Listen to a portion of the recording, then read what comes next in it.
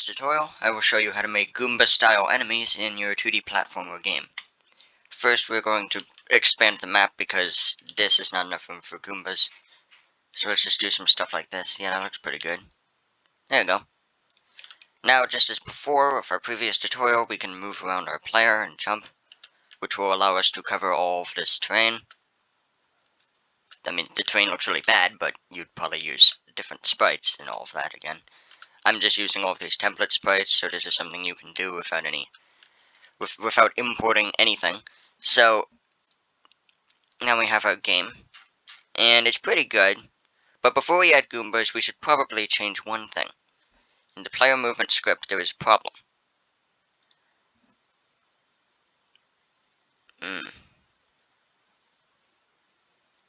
So let's add our Goomba enemy.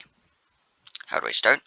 Well, we can create a new empty game object, call it Goomba enemy, and give it a nice sprite renderer, because it needs a sprite renderer, of course. And let's just give it input field. Doesn't really matter what sprite we use for it, as long as it's different from the player so I don't get confused. Or we could just color it differently like this. Press color in the sprite renderer and you can change it to whatever color you want. I'm just going to make it a nice bright orange. And reset its transform. And now we have a little Goomba enemy. Thanks for watching, except we're not done. We need to make this thing move side to side. You could do this with animations, but I'm going to do this through code because it works better. So now we have our Goomba enemy. And now we can make a new script titled enemy. Create an add. Now we will open this up in Visual Studio. One way to make a Goomba enemy in code would be to save the first location of the enemy, like the spawn location where it spawns in, and then move away from that until you get to a specific distance from that, and then move back to the spawn location. That's what we're going to do here.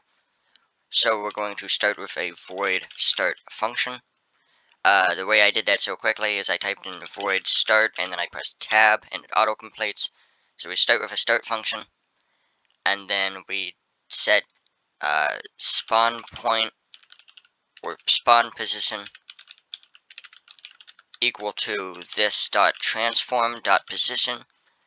This always references whatever object, or it references the script itself in the game. And then dot transform finds a transform attached to the game object that this script is running on. So if we wanted to target the game object's rigid body, the game object being the game object that this script is running on, then we would do this dot get component rigid body. But since we're using Unity, we can do this dot transform, and we don't need to do get component transform. We can just do dot transform because Unity has a couple of tools that can help us, and one of those is this. So spawn position equals this dot transform. What are we finding from the transform component? We're finding the position, which is a vector 3 because it stores 3 coordinates, the world space position of the transform, x, y, and z. And then we ended off with a semicolon. So we're setting spawn position equal to our current position, but only at the start function. The start function only runs at the very beginning and then never runs again. Different from another function like onEnable, which runs at the very beginning once the object is activated, but if you turn the object off and then on again, then onEnable will run again. Everything in the function will run again. That's not really what we want, so we're just going to go with the start function. This will make sure that spawn position is always set to our original position. If the object moves, we can set its position back to spawn position to go back to its origin. Now that this is set up, you can see an error. Spawn position does not exist in the current context. If you watched the previous tutorial, you may already know what's wrong. We haven't defined what spawn position is. Unity and the script and Visual Studio has no idea what this is. What is spawn position? Well, it's supposed to be a vector 3. It's supposed to be 3 coordinates that represent our original spawn position. Where we originally spawned. We originally spawned at like 14x 5y 0z. But Unity doesn't know that this is a vector 3. So how do we define that? Pretty simple. We can define it like how we define a game object. Like if we want to make a new game object and call it E. Now whenever we use E in the script, we want E, set active false, everything works. We turn E off, E is defined as a game object. Which game object in the scene we will assign later in the Unity inspector outside of the script. But until then, let's public vector3. This is spawn position is a vector 3, so let's define it. Now the errors go away, and all we have to do is assign spawn position in the Unity inspector, except we don't, because by default vector 3s are just 0, 0, 0, and this isn't an actual like object. This isn't an object or a component. This is just a data type, like vector 3, or like a float, or an integer. They're all data types. They're all different types of storing numbers. Vector 3 stores 3 individual float values, specifically. So, when the game starts, this script will save the enemy's current position to a variable called spawn position, which we can use later to go back to its original point if the object were to move, which it will in this case. We're trying to make a Goomba. So how do we do that? Well, this is how I would do it. We can start a coroutine. What's a coroutine? I'll get to that. Coroutines are special functions that allow you to time things. Like wait a certain amount of seconds. Literally, it's measured in seconds before you do things. So let's start a coroutine. Wait to move, and then coroutines are kind of like methods. You put 2 parentheses after the name of it. So what coroutine are we starting? We're starting this one. Wait to move with the 2 parentheses, just like the start function. It's the same thing. So then we end this whole thing with a semicolon. Now, of course, this isn't enough. The name wait to move does not exist in the current context because we haven't defined it. There is no function called wait to move. We're just saying that we want to start that coroutine function, which doesn't work if the function doesn't exist. So we have to make the function. But it's not like void wait to move. That's not enough. We need to define this as a coroutine. In order to do so, we don't type in coroutine either. What we actually do is type in IEnumerator. Very strange. And then the error goes away, except there's still one error. Enemy.waitToMove. Coroutine function. Not all code paths return a value. That's the error. Not all code paths return a value. What does that mean? Well, not all code paths return a value. The way to fix that is to actually add timing into the coroutine, because that's what we're using it for in this case. So to do that, we need to type in this mess. Wait for seconds. I just press tab to autocomplete, and then 2 parentheses. Now the only problem is there is no argument given that corresponds to the required formal parameter seconds of wait for seconds float. We need to put a float value in here to represent the amount of seconds we want to wait. I don't think negative numbers work. Okay, I'm not sure what that would actually do, but let's just set it to like 2 seconds. 1,000, 1,000, just 2 seconds. And then, so now at the start function, we start a coroutine that waits 2 seconds and then does stuff. So what we want this to do is make our enemy begin to move.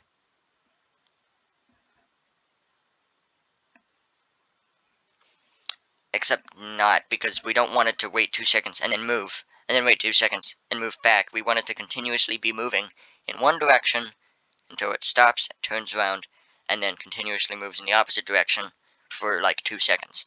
So instead, we need to actually make the code for the movement itself.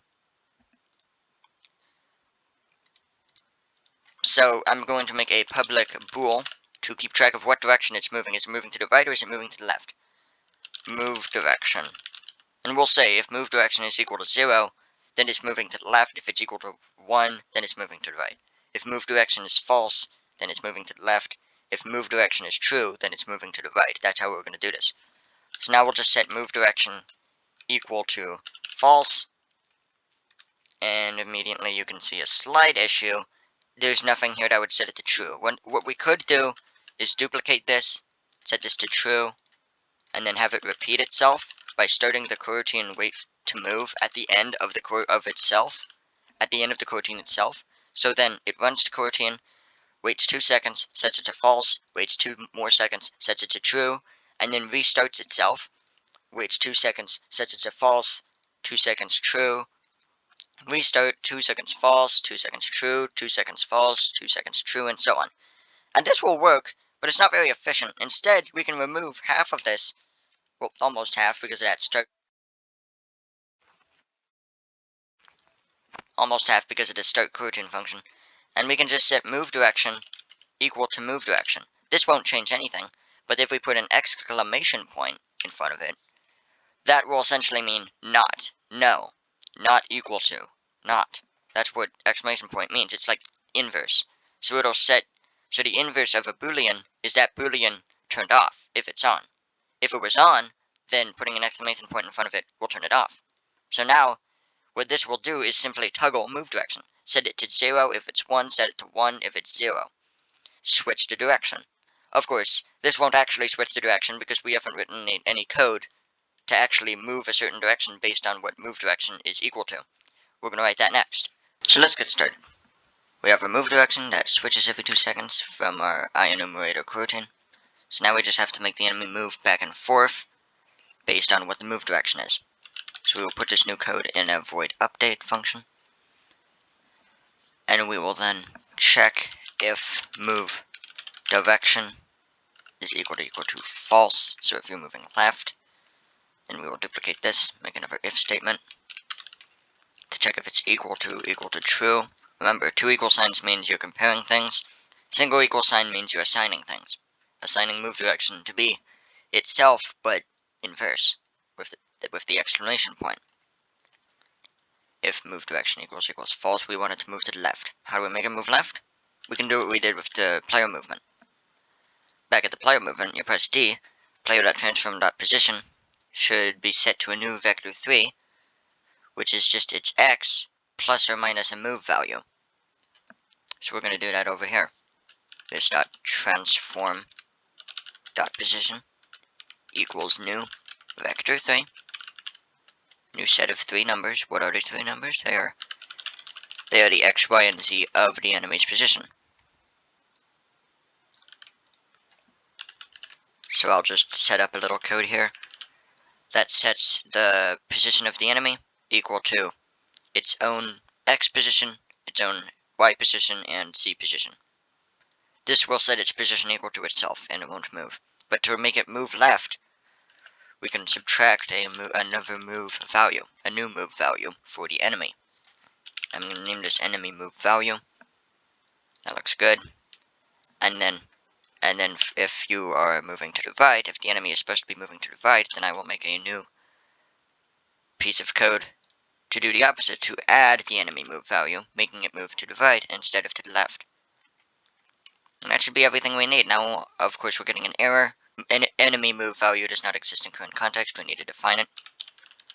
So let's define it as a nice public float. Enemy move value. And now we can assign a value to this enemy move value in the Unity inspector. But there is one problem. It's the same problem with the player movement, actually.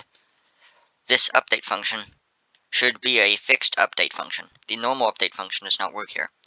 This is called every single frame, which means if you have a higher frame rate, then this will be called more often, which will make you move faster, which isn't what we want. We want the movement to be constant, no matter what your frame rate is. So we're going to set this to fixed update. This function is called every fixed frame rate frame. So now it's no longer dependent on the frame rate. We will set this to a fixed update as well. And this will make it be called less, so we'll have to change the values a bit to make the enemies and players move faster, but that's no big deal. Let's go back into Unity and test this out. Okay, so now we can see our player move value is 0.02. We'll probably have to increase that now since I changed it to fixed update. An enemy move value is 0. That's not going to work, so how about 0.02?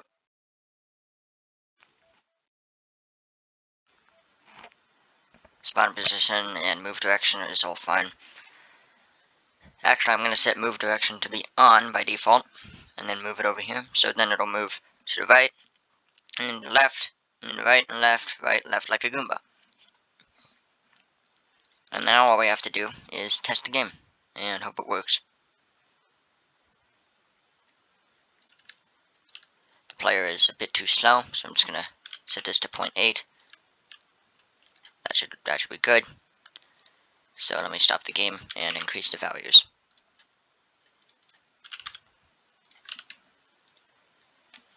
Let's see if this works a bit better. And it does. You can see the enemy is moving a bit too far though, which isn't exactly what we want. But one way we can fix that, make it so it's the same speed. I like this speed here, but I don't want it to move this far. I don't want it to wait so long before it changes direction. So let's go into the script and change the amount of seconds it waits. This is a pretty easy fix. We just go into the wait to move coroutine and change the wait for seconds to a variable that we can change, movement wait time, like so. Of course, then we get an error because movement wait time is not defined. It does not exist in current context, according to what the error says. So let's define it, as we always do, as a new public float, because the seconds are counted in floats. You can have like 1.5 seconds, 0 seconds, anything like that. So movement wait time we can set to a float, and by default this can equal 1 second by default. But if we assign it a value in the script up here in the definition, then if we change it in the inspector, it'll overwrite this. So this just makes sure that if we don't assign it in Unity, then it'll automatically be set to 1. But if we do assign it in Unity, then it'll overwrite this bit and act like it doesn't exist. Well, act like this part doesn't exist. Actually, you know what? It doesn't even matter. So we're just going to go public float movement wait time. Go back into Unity, and we can set that up. Alright, let's see what we can do here. Enemy move value, movement wait time, let's set that to 1 second. And let's test the game. Set movement wait time to 1 second. Enemy move value is fine. Player move value is fine. Everything there is fine. All the speeds are fine. So now, every second, it should move backward. And if we move this character, like move it up, say, then it'll continue hopping back and forth.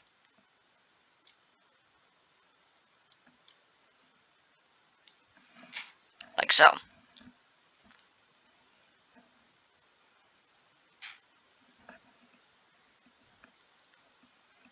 Now, what is the spawn position for? I'll get to that in a second. We're trying to make a Goomba-like enemy. So let's make it so we can stomp on it, because if you can't stomp on the enemy, what's the point? It's just a thing that you're getting blocked by. So we're going to make it so we need to make it so we can stomp on the Goomba. But right now there's no reason to, because the Goomba is completely harmless. We haven't written any code to make it hurt the player, or like reset the player, or kill the player, or anything like that. If we touch it, it does absolutely nothing. And it doesn't even have a collider, so it doesn't even affect us. So let's fix that. Let's give it a nice collider. Box collider 2D. Box collider 2D, and resize it until it fits the Goomba correctly.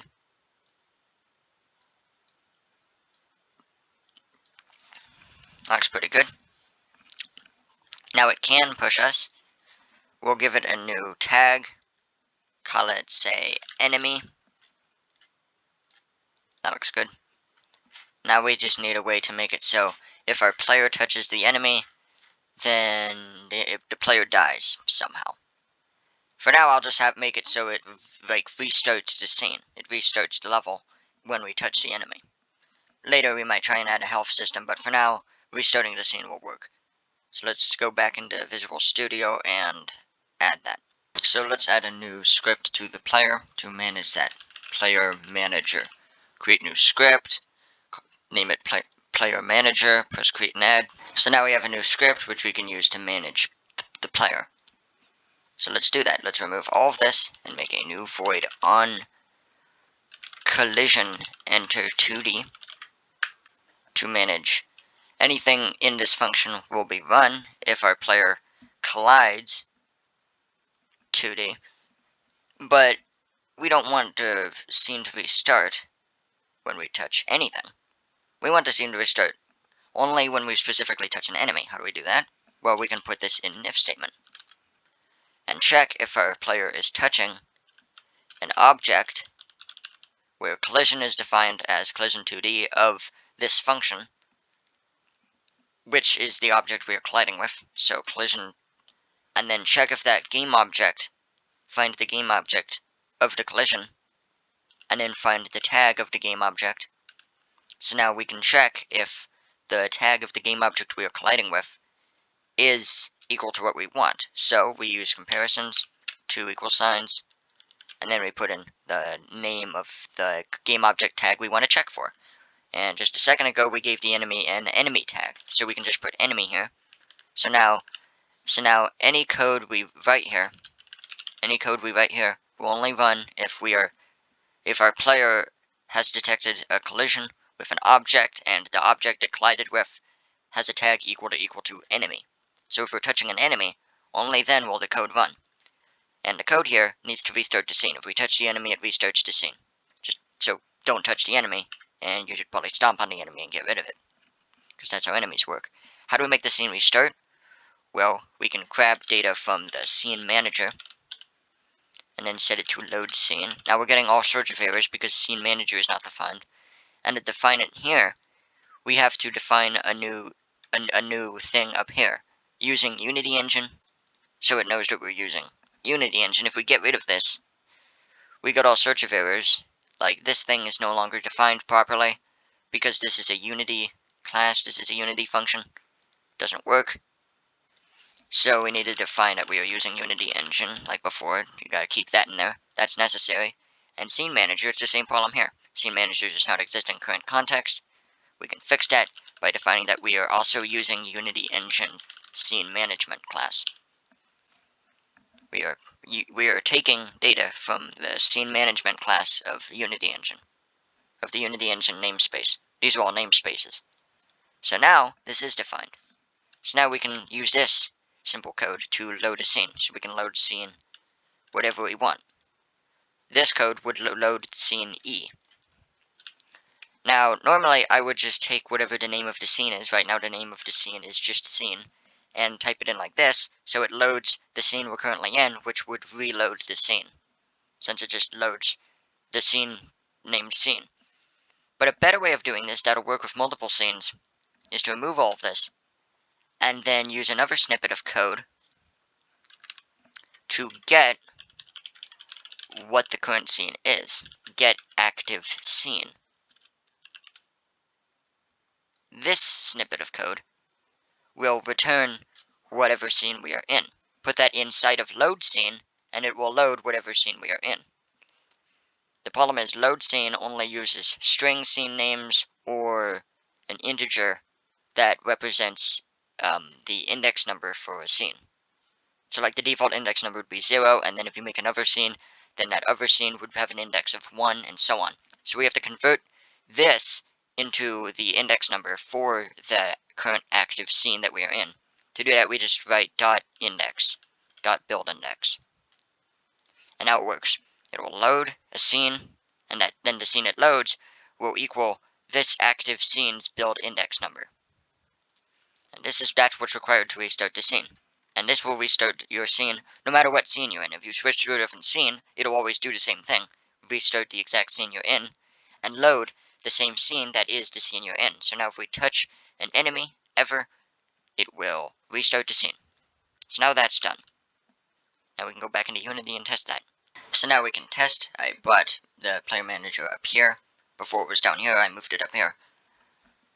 And the enemy is tagged with enemy. So now, based on the code we just wrote, if we touch the enemy, it should restart the scene we're in. So let's test it. We're rocking around. We can jump. The movement works pretty well. But if we touch this enemy, who is moving back and forth... In fact, actually, I'm gonna go inside the player, grab the camera, and zoom out a bit. That's a little bit better. Just gonna set that to 100. If we touch this enemy, it restarts the scene. Perfect. Let me stop the game and set the FOV back to 100. Now you can see exactly what's going on here. As soon as I touch this enemy, it restarts the scene from the beginning. See here, it resets everything, including where the enemy is. So now you have to dodge the enemy, which is kind of impossible because of the jump force is too low. So let's fix that up a bit. So let's more properly define our jump force. Right now it's just called force. And then down here, player.addForce force if you're touching the ground and pressing space. If you're touching the ground and you're pressing space, then add force bringing you upwards based on whatever force is equal to. But force doesn't really tell us anything. So let's properly define this as jump force instead of just force. We immediately get an error. Force does not exist in current context because we just changed the name of it. Jump force exists in the current context now, so we will rename this. So now add force jump force, and up here it says public vector to jump force. Now we can change jump force to whatever we want, and it will add that force when we jump. So that's much better. But let's not get ahead of ourselves. Being able to jump on the enemy doesn't do anything. You'll just die. Because there's no code that has been written to kill the enemy when he's jumped on. In order to fix that, we will go to the enemy script, zoom out a bit, and we need to detect if the player is on top. So what we're going to do is go back into Unity, go to the Goomba enemy, and add a new box collider 2D. And in order to separate this box collider 2D from the main one, we will move it up, put it on top of the enemy, all the way on top, shrink it down. Yeah, that works. Shrink it down again, even more. And perfect, now we just have a little cap up here. How do we distinguish this from this part? If you touch any of this, you'll die, right? On collision enter, if you collide with anything connected to an object with the enemy tag, you should restart the scene. So how do we make this part right here different? Well, we can set this part to is trigger so that it's not called based on collision functions. Instead, it's called based on trigger functions. So now, all we have to do, since this is the only box that is defined as a trigger, and this box is not, we can go back into our script and change and add a new trigger enter function to detect when the player is specifically touching the top of the enemy. And then if he is, we can delete the enemy. So let's go do that. So now all we have to do is add some new code to our enemy. Void on trigger enter 2D. And then if the collision.gameObject.tag is equal to player, if the player is this thing intersecting with our trigger, then we can set this.gameObject, we can get the gameObject component from this, which is this object, this script, this behavior, whatever. We can get the gameObject that our script is running on.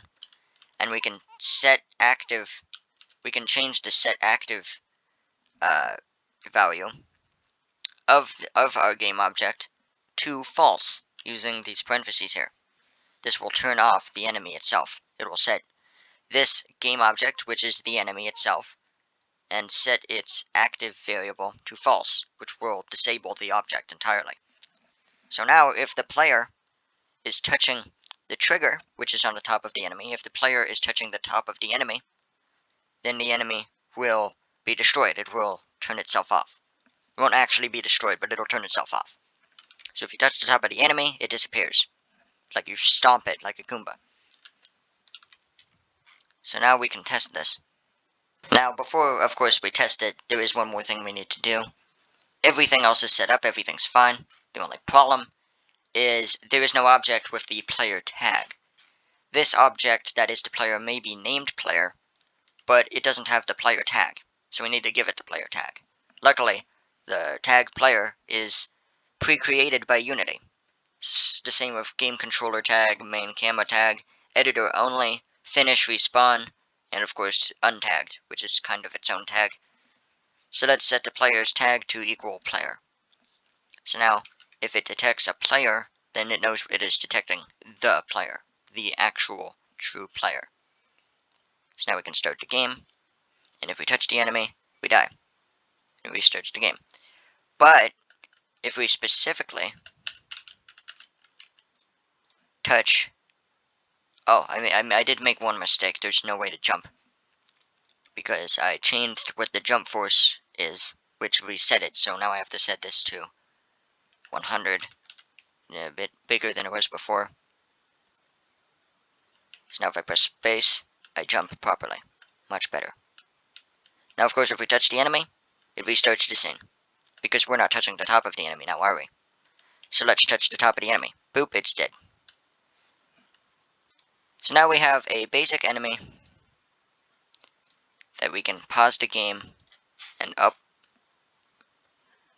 Okay, don't re-enable the enemies. So now this enemy exists. So now if we pause it and create more,